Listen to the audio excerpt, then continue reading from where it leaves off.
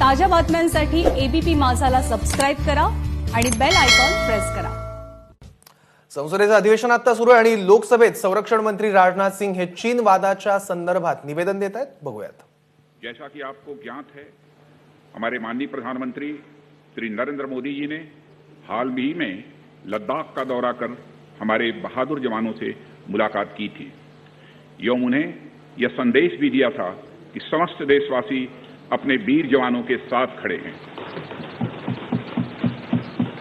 अध्यक्ष महोदय, मैंने भी लद्दाख जाकर अपने शूरवीरों के साथ कुछ समय बिताया है और मैं आपको यह बताना चाहता हूं कि मैंने उनके अदम्य साहस, शौर्य और पराक्रम को महसूस भी किया है। आप जानते हैं कि कर्नल संतोष बाबू और उनके 19 वीर साथियों ने अपनी मातृभूमि की रक्षा करते हुए अपना सर्वोच्च बलिदान दिया है। अध्यक्ष महोदय, कल ही सदन ने 2 मिनट मौन रखकर उन्हें अपनी श्रद्धांजलि अर्पित की है। सबसे पहले मैं संक्षेप में चाइना के साथ हमारे बाउंड्री इश्यूज के बारे में बताना चाहता हूं। जैसा कि सदन इस बात से अवगत है कि भारत एवं चीन की सीमा का प्रश्न अभी तक अनरिजॉल्व्ड है। भारत और चाइना की बाउंड्री का कस्टमरी और ट्रेडिशनल अलाइनमेंट चाइना नहीं मानता है। हम यह मानते हैं कि यह अलाइनमेंट वेल एस्टेब्लिश्ड भौगोलिक सिद्धांतों पर आधारित है, जिसकी पुष्टि न केवल ट्रीटीज और एग्रीमेंट द्वारा बल्कि हिस्टोरिक यूजेस के प्रैक्टिसेस द्वारा भी हुई है। इससे दोनों देश सदियों से अवगत हैं, जबकि चाइना यह मानता है कि बाउंड्री अभी भी औपचारिक रूप से निर्धारित नहीं है। साथ ही चाइना यह भी मानता है कि हिस्टोरिकल ज्यूरिडिक्शन के आधार पर जो ट्रेडिशनल कस्टमरी लाइन है, उसके बारे में दोनों देशों की एक अलग अलग व्याख्या है। दोनों देश 1950 एवं 1960 के दशक में इस पर बातचीत कर रहे थे, परंतु इस पर म्यूचुअली एक्सेप्टेबल समाधान नहीं निकल पाया। जैसा कि यह सदन अच्छी तरह अवगत है कि चाइना भारत की लगभग 38,000 स्क्वायर किलोमीटर भूमि का अनधिकृत कब्जा लद्दाख में किए हुए है। इसके अलावा 1963 में एक तथाकथित बाउंड्री एग्रीमेंट के तहत पाकिस्तान ने पीओके की 5,180 स्क्वायर किलोमीटर भारतीय जमीन अवैध रूप से चाइना को सौंप दी है। चाइना अरुणाचल प्रदेश की सीमा से लगे हुए लगभग 90,000 स्क्वायर किलोमीटर भारतीय क्षेत्र को भी अपना बताता है। अध्यक्ष महोदय, भारत तथा चाइना दोनों ने औपचारिक तौर पर यह माना है कि सीमा का प्रश्न एक जटिल मुद्दा है, जिसके समाधान के लिए पेशेंस की आवश्यकता है तथा इस इशू का फेयर, रीजनेबल और म्यूचुअली एक्सेप्टेबल समाधान शांतिपूर्ण बातचीत के द्वारा निकाला जाना चाहिए। अंतरिम रूप से दोनों पक्षों ने यह मान लिया है कि सीमा पर पीस और ट्रैंक्विलिटी बहाल रखना बाइलेटरल रिलेशंस को बढ़ाने के लिए यह अत्यंत आवश्यक है। मैं यह भी बताना चाहता हूं कि अभी तक इंडिया चाइना के बॉर्डर एरियाज में commonly delineated line of actual control नहीं है और एलएसी को लेकर दोनों का परसेप्शन अलग अलग है। इसलिए पीस और ट्रैंक्विलिटी बहाल रखने के लिए दोनों देशों के बीच कई तरह के एग्रीमेंट्स और प्रोटोकॉल्स भी हैं। इन समझौतों के तहत दोनों देशों ने यह माना है कि एलएसी पर पीस और ट्रैंक्विलिटी बहाल रखी जाएगी, जिस पर एलएसी की अपनी अपनी रेस्पेक्टिव पोजीशंस और बाउंड्री क्वेश्चन का कोई असर नहीं माना जाएगा। इस आधार पर वर्ष 1988 के बाद से दोनों देशों के बाइलेटरल रिलेशंस में काफी विकास हुआ था। भारत का मानना है कि बाइलेटरल रिलेशंस को विकसित किया जा सकता है तथा साथ ही साथ बाउंड्री मुद्दे के समाधान के बारे में भी चर्चा की जा सकती है, परंतु एलएसी पर पीस और ट्रैंक्विलिटी में किसी भी प्रकार की गंभीर स्थिति का बाइलेटरल रिलेशंस पर निश्चित रूप से असर पड़ेगा। अध्यक्ष महोदय, वर्ष 1993 और 1996 के समझौते में इस बात का जिक्र है कि एलएसी के पास दोनों देश अपनी सेनाओं की संख्या कम से कम रखेंगे। समझौते में यह भी है कि जब तक बाउंड्री इश्यूज का पूर्ण समाधान नहीं होता है, तब तक एलएसी को स्ट्रिक्टली रेस्पेक्ट और एडहेर किया जाएगा और उसका उल्लंघन किसी भी सूरत में नहीं किया जाएगा। इन समझौतों में भारत व चाइना एलएसी के क्लैरिफिकेशन द्वारा एक कॉमन अंडरस्टैंडिंग पर पहुंचने के लिए भी कमिटेड हुए थे। इसके आधार पर 1990 से 2003 तक दोनों देशों द्वारा एलएसी पर एक कॉमन अंडरस्टैंडिंग बनाने की कोशिश की गई, लेकिन इसके बाद चाइना ने इस कार्रवाई को आगे बढ़ाने पर सहमति नहीं जताई। इसके कारण कई जगहों पर चाइना तथा भारत के बीच एलएसी परसेप्शंस में ओवरलैप है। इन क्षेत्रों में तथा बॉर्डर के कुछ अन्य इलाकों में दूसरे समझौतों के आधार पर दोनों की सेनाएं फेस ऑफ आज की स्थिति का समाधान निकालती हैं, जिससे कि शांति कायम हो। इससे पहले कि मैं सदन को वर्तमान स्थिति के बारे में बताऊं, अध्यक्ष महोदय, मैं यह बताना चाहता हूं कि सरकार की विभिन्न इंटेलिजेंस एजेंसीज के बीच कोऑर्डिनेशन का एक इलेबोरेट और टाइम टेस्टेड मैकेनिज्म है, जिसमें सेंट्रल आर्म पुलिस फोर्सेस और तीनों हमारी आर्म्ड फोर्सेस की इंटेलिजेंस एजेंसीज भी शामिल हैं। टेक्निकल और ह्यूमन इंटेलिजेंस को लगातार कोऑर्डिनेटेड तरीके से इकट्ठा किया जाता है तथा आर्म्ड फोर्सेस से उनके डिसीजन मेकिंग के लिए भी शेयर किया जाता है। अध्यक्ष महोदय, अब मैं सदन को इस साल की उत्पन्न परिस्थितियों से अवगत कराना चाहता हूं। अप्रैल माह से ईस्टर्न लद्दाख की सीमा पर चाइना की सेनाओं की संख्या तथा उनके आर्मामेंट्स में काफी वृद्धि देखी गई है। मई महीने के प्रारंभ में चाइना ने गलवान घाटी क्षेत्र में हमारी ट्रूप्स के नॉर्मल ट्रेडिशनल पेट्रोलिंग पैटर्न में व्यवधान शुरू किया, जिसके कारण फेस ऑफ की स्थिति उत्पन्न हुई। ग्राउंड कमांडर्स द्वारा इस समस्या को सुलझाने के लिए विभिन्न समझौतों तथा प्रोटोकॉल के तहत वार्ता की जा रही थी। इसी बीच मई महीने के मध्य में चाइना द्वारा वेस्टर्न सेक्टर में कई स्थानों पर एलएसी पर ट्रांसग्रेशन करने की कोशिश की गई। इसमें कोंगकाला, गोगरा एंड पेंगोंग लेक का नॉर्थ बैंक शामिल है। इन कोशिशों को हमारी सेनाओं ने समय पर देख लिया तथा उसके लिए आवश्यक जवाबी कार्रवाई भी की है। अध्यक्ष महोदय, हमने चाइना को डिप्लोमेटिक तथा मिलिट्री चैनल्स के माध्यम से यह अवगत करा दिया कि इस प्रकार की गतिविधियां स्टेटस को यूनिलेटरली बदलने का प्रयास है और यह भी साफ कर दिया गया कि ये प्रयास हमें किसी भी सूरत में मंजूर नहीं है। अध्यक्ष महोदय, एलएसी के ऊपर फ्रिक्शन बढ़ता हुआ देखकर दोनों तरफ के सैन्य कमांडरों ने 6 जून 2020 को मीटिंग की तथा इस बात पर सहमत बनी कि रेसिप्रोकल एक्शंस के द्वारा डिसएंगेजमेंट किया जाए। दोनों पक्ष इस बात पर भी सहमत हुए कि एलएसी को माना जाएगा तथा कोई ऐसी कार्रवाई नहीं की जाएगी जिससे स्टेटस को बदले। किंतु इस सहमति के वायलेशन में चीन द्वारा एक वायलेंट फेस ऑफ की स्थिति 15 जून को गलवान में क्रिएट की गई। हमारे बहादुर सिपाहियों ने, हमारे बहादुर सेना के जवानों ने अपनी जान का बलिदान दिया और साथ ही चीनी पक्ष को भी भारी क्षति पहुंचाई है अध्यक्ष महोदय, और अपनी सीमा की सुरक्षा में वह कामयाब रहे हैं।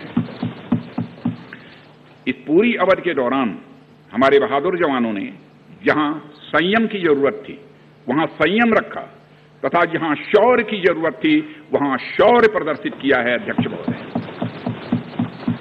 मैं सदन से अध्यक्ष महोदय यह अनुरोध करता हूं कि हमारे दिलेर जवानों की वीरता एवं उनके बहादुरी की भूरी भूरी प्रशंसा की जानी चाहिए। हमारे बहादुर जवान अत्यंत मुश्किल परिस्थितियों में अपने अथक प्रयास से समस्त देशवासियों को सुरक्षित रख रहे हैं। एक ओर किसी को भी हमारे सीमा की सुरक्षा के प्रति हमारे डिटर्मिनेशन के बारे में संदेह नहीं होना चाहिए। वहीं भारत यह भी मानता है कि पड़ोसियों के साथ शांतिपूर्ण संबंधों के लिए आपसी सम्मान और आपसी सेंसिटिविटी भी आवश्यक है। चूंकि हम मौजूदा स्थिति का डायलॉग के जरिए समाधान चाहते हैं और हमने चाइनीज साइड के साथ डिप्लोमेटिक और मिलिट्री एंगेजमेंट बनाए रखा है। इन डिस्कशंस में 3 की प्रिंसिपल्स हमारी अप्रोच को तय करते हैं।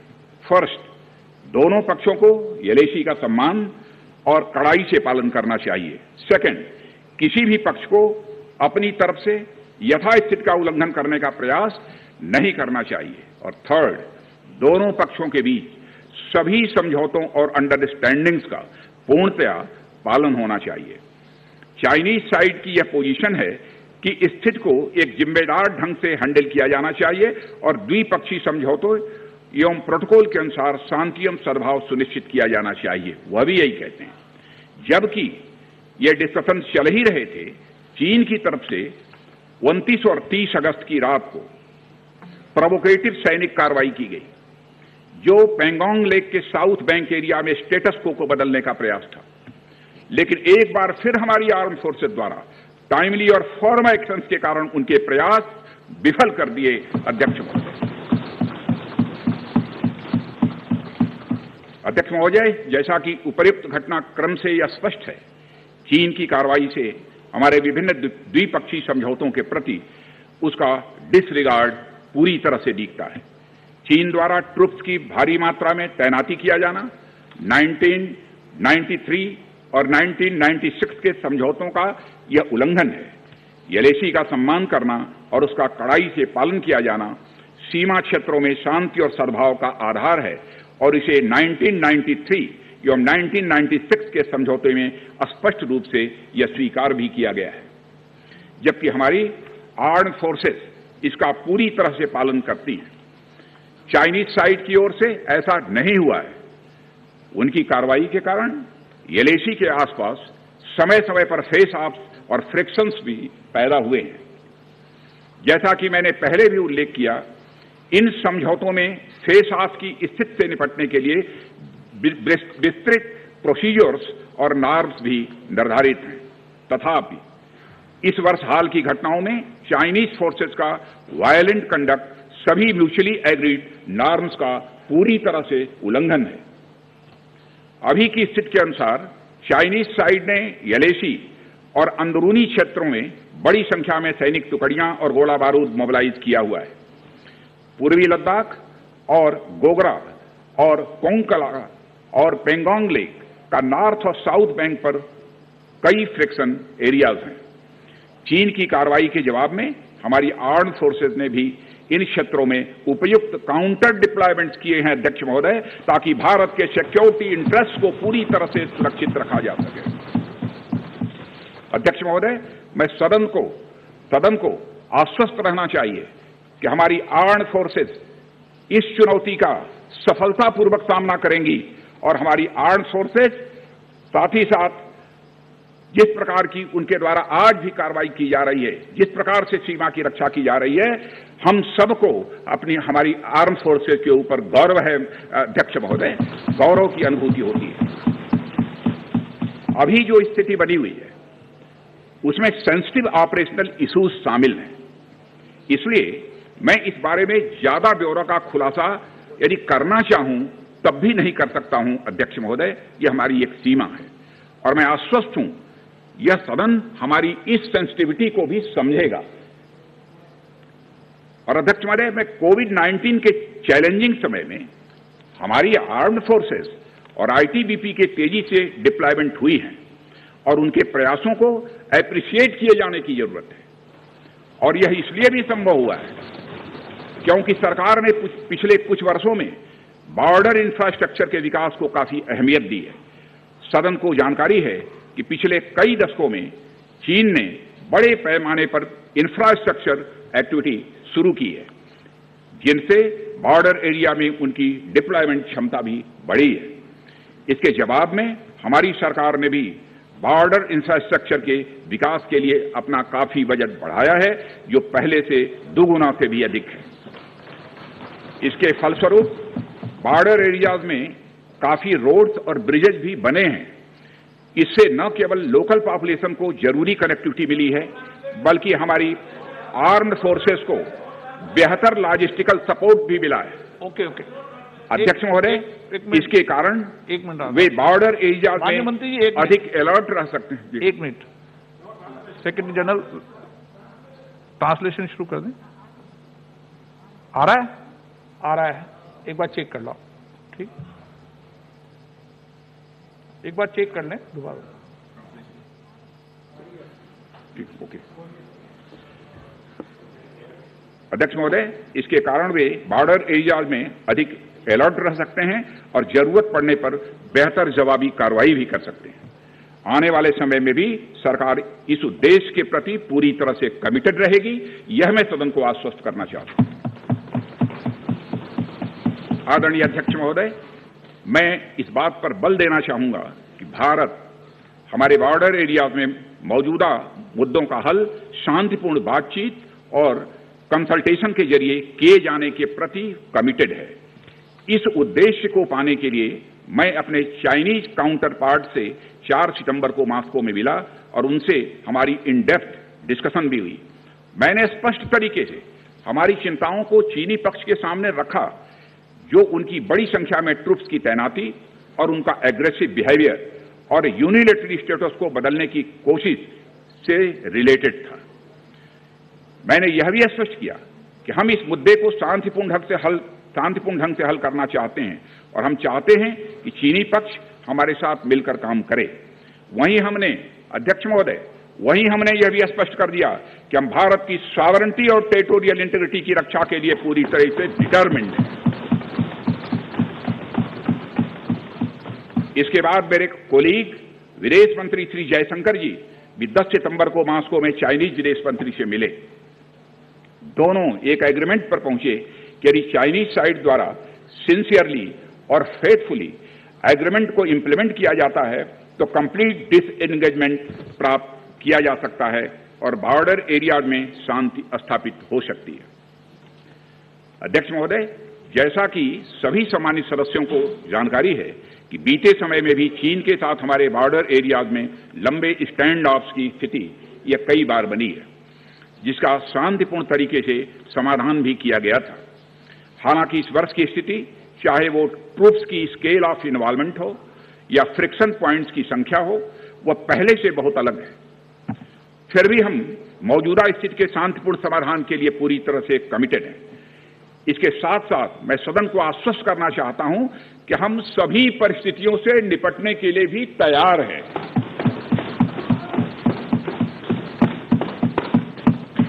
अध्यक्ष महोदय, इस सदन की एक गौरवशाली परंपरा रही है। दोहराना चाहता हूं अध्यक्ष महोदय कि सदन की एक गौरवशाली परंपरा रही है कि जब भी देश के समक्ष कोई बड़ी चुनौती आई है तो इस सदन ने भारतीय सेनाओं की दृढ़ता और संकल्प के प्रति पूरी अपनी एकता और भरोसा दिखाया।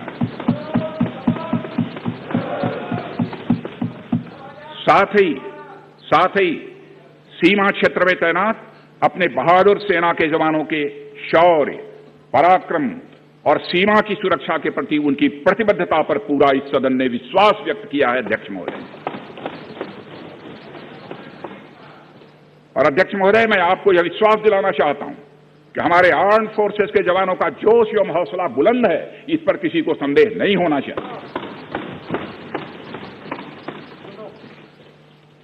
माननीय प्रधानमंत्री जी के बहादुर जवानों के बीच जाने के बाद हमारे कमांडर तथा जवानों में यह संदेश गया है कि देश के 130 करोड़ आदिवासी जवानों के साथ खड़े हैं।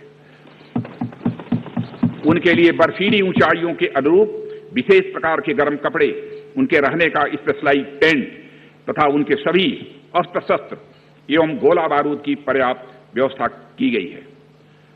अध्यक्ष महोदय, हमारे जवानों का यह संकल्प सराहनीय है कि दुर्गम ऊंचाइयों पर जहां ऑक्सीजन की कमी है तथा तापमान 0 से नीचे है, उनके उत्साह में कोई कमी नहीं आती है और वे सियाचिन, कारगिल और आदि ऊंचाइयों पर अपना कर्तव्य इतने वर्षों से लगातार निभाते आ रहे हैं।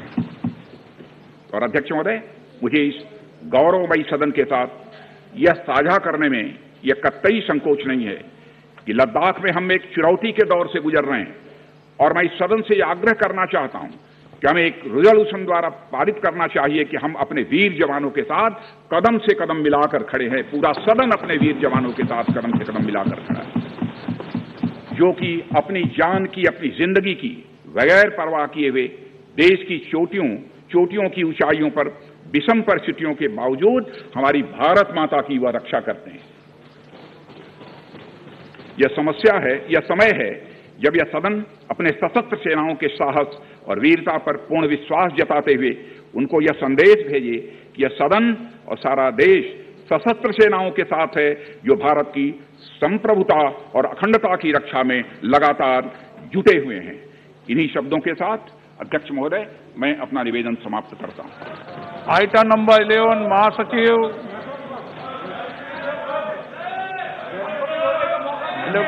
महासचिव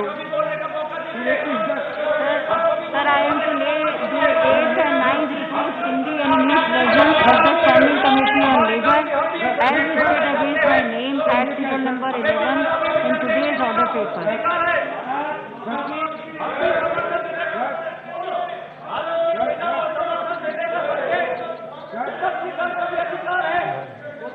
आइटम नंबर 13 से अनुराग सिंह लोकसभेत संरक्षण मंत्री राजनाथ सिंह आता बोलत होते। भारत चीन वादासंदर्भात त्यांनी माहिती दिली आहे। कोणत्याही परिस्थितीला तोंड देण्यासाठी भारतीय सैन्य सज्ज असल्याचं देखील त्यांनी सांगितलं आहे। भारत चीन सीमारेषेवर चीनकडून मोठ्या प्रमाणात बांधकाम सुरू आहेत आणि वेगवेगळ्या करारांचं चीनी सैन्याकडून सातत्यानं उल्लंघन झालं होतं आणि त्याला सडेतोड उत्तर भारतीय सैन्याने दिल्याचं देखील त्यांनी सांगितलं आहे।